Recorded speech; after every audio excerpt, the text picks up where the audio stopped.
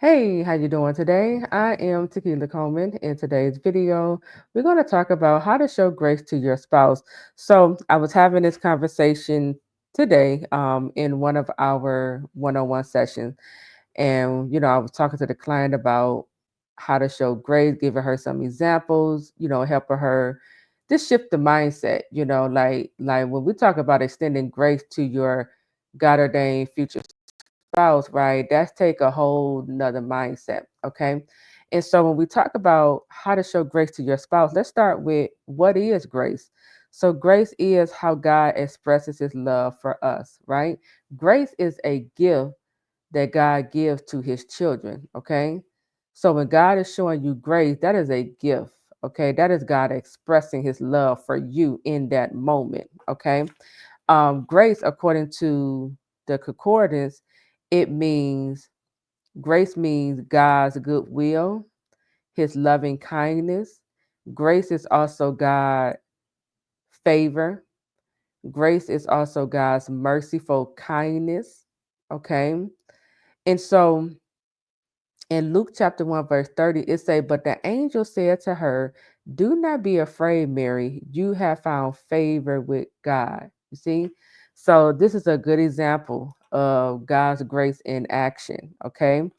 Now here's the thing about God's grace. This is what I was sharing with the client in our session.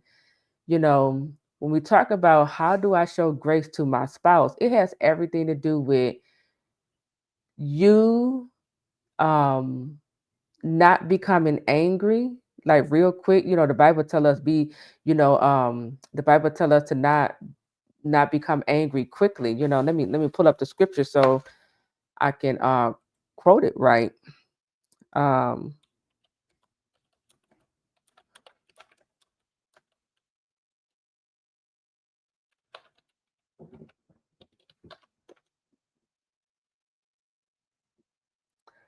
Here's one right here. It say, do not become angry easily, right? And so um and I know this because I did a teaching on anger. Whenever we become angry easily, that is a sign, that is letting you know that you are lacking understanding in that moment, right? Because when I have understanding, then I'm not quick to become angry because I understand what I'm dealing with. I understand the situation. Okay. I hope you hear me here. So getting back to grace, grace is, yeah, like I was saying, when you're not quick to become angry, but you are seeking to understand.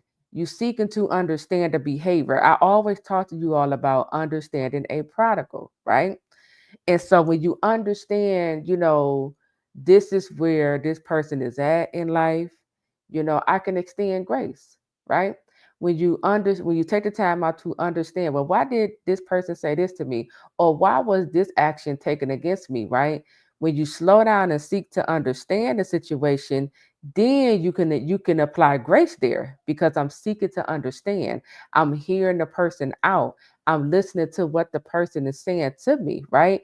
Versus jumping to conclusion, versus assuming and attacking. No, I'm gonna slow down and I'm gonna seek to understand what was the mindset.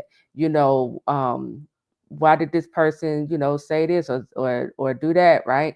I'm seeking to understand, so I'm showing grace in that moment. Okay.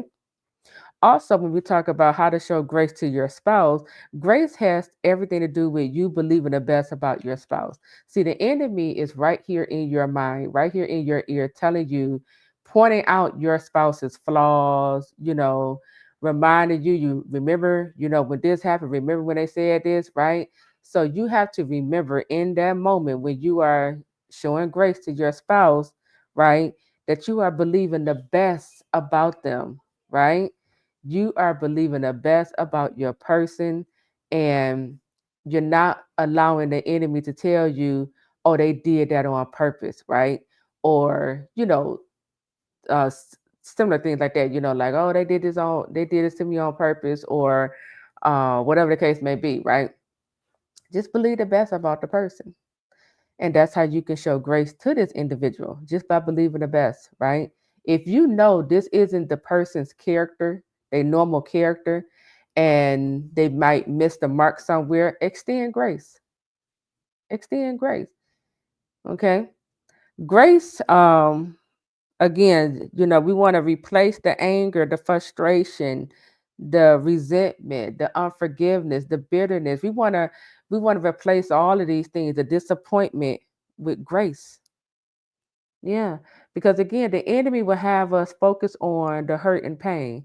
The enemy will keep reminding you of all the times that you were disappointed, all the times how the person didn't keep their word, right? The enemy will keep bringing these things up to your mind, right? But you have to remember in that moment, and sometimes you got to talk to yourself. You have to tell yourself, you know what? I'm gonna go ahead and I'm gonna replace this anger, this frustration, the disappointment, the unforgiveness with grace. And some of the stuff you're gonna have to work it out. So once you replace it, right? Maybe you could sit down with a journal and write out whatever you're angry about.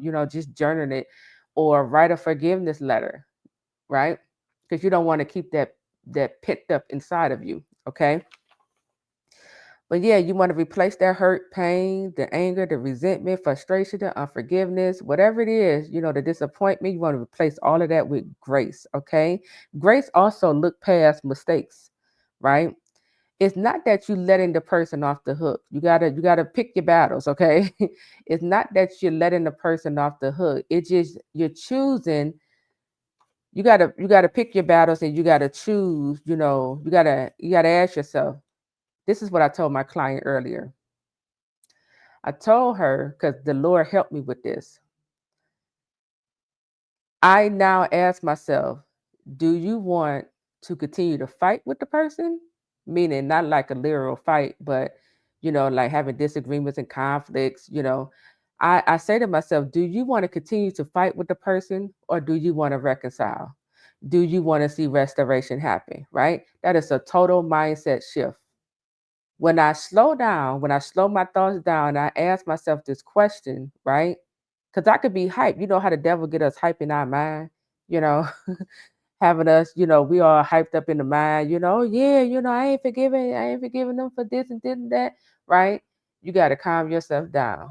And you got to ask yourself, do you want to continue to be in conflict? Do you want to continue to fight with your spouse? Or do you want to see reconciliation happen? Do you want to see healing come to this, God ordained marriage? Do you want to see restoration?